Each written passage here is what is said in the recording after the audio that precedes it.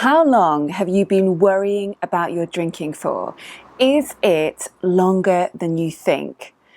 The length of time that you've been wondering if you're drinking too much or feeling a bit unhappy about it, trying to change on and off, going round in circles, that is all really important information.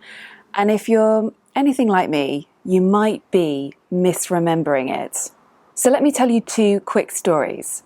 First of all, I moved house recently, and when I was unpacking, I found this book, Overcoming Problem Drinking, which I didn't actually find particularly helpful, but I have a really clear memory of buying it. And I can very clearly remember being in this bookshop in London and feeling so embarrassed to buy a book with a title like this. I was worried about taking it to the counter to pay for it, and I lingered around this section of the bookshop for so long, I thought the security guard and the book staff were looking at me a bit funny. Now, I'm sure they weren't, it was just my paranoia. I mean, people linger in bookshops all the time. But anyway, I remember buying the book really clearly, and it felt like a big deal at the time. And I would have said to you that I was in that bookshop buying that book in 2010, maybe 2011, because I quit drinking in 2013. And I always think about how it was those 2 years before I quit that I started feeling really worried and started trying lots of different things to stop and take a break and cut back.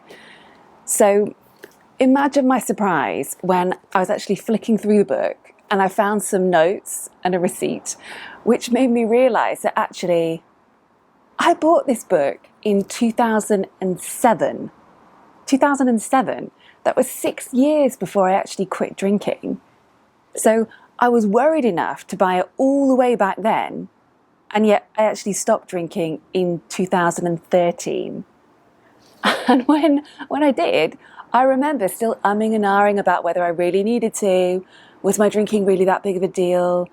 Was it bad enough? Was I overreacting?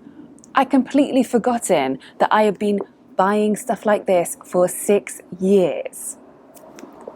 So that's my first story. Here's the second one. In July this year, I ran another session of my stop drinking course, Getting Unstuck. I run it a couple of times each year, by the way, and the final class of this year is going to be coming up really soon in October. Anyway, that's not what I want to tell you.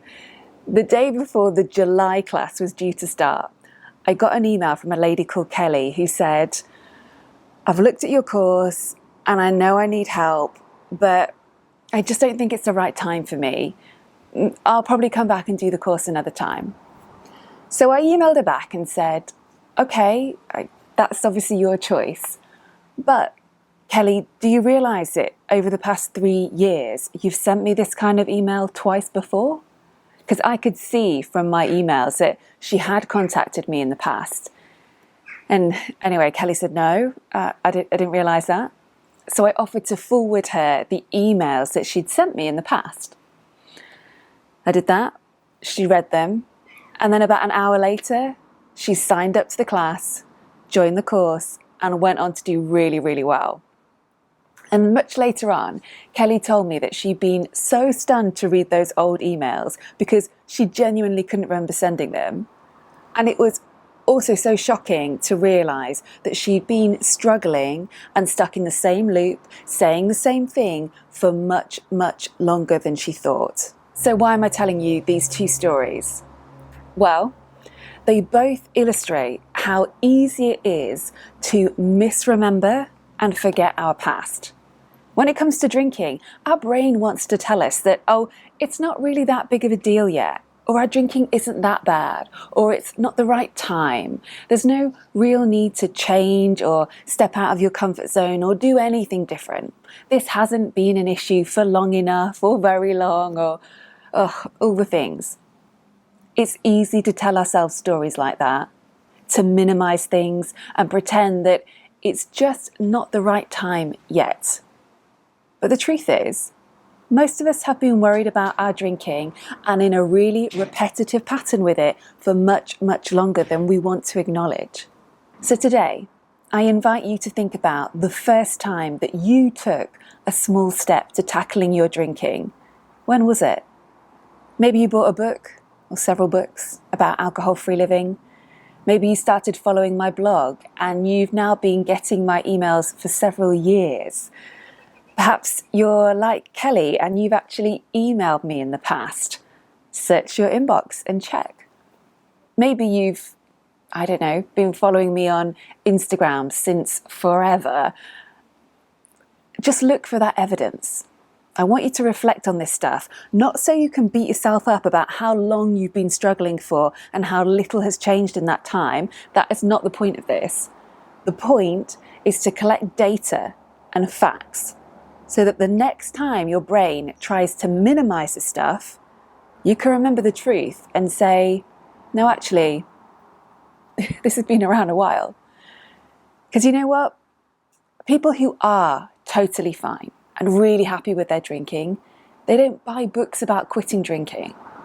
And they don't watch videos like this. And they don't Google for help late at night. So if you've been doing that for a few months or a few years, enough's enough. You have the evidence you need that this is important to you. This has been playing on your mind for a while and it's worth changing. It's so worth doing something about it. So that's all I wanted to share today. Scroll down and leave a comment for me and let me know if this resonates, and I hope you have a great week ahead.